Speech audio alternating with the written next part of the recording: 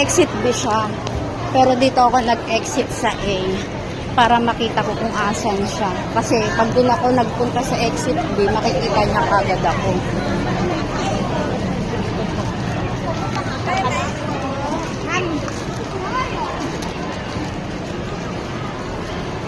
Silipin natin siya.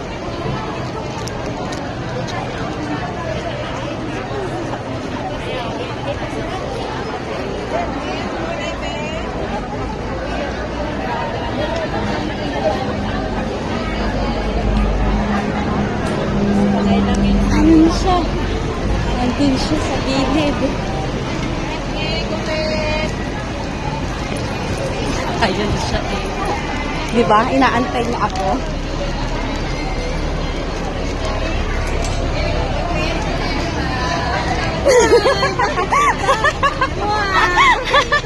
Para sa'yo.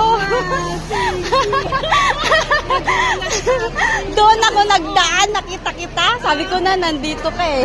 Nahihiya ka. Andiyan ka pala. Kanina ka pa sa likod. Oo. Hindi, ngayon lang nakita kita. Doon nga ako nag-exit sa A.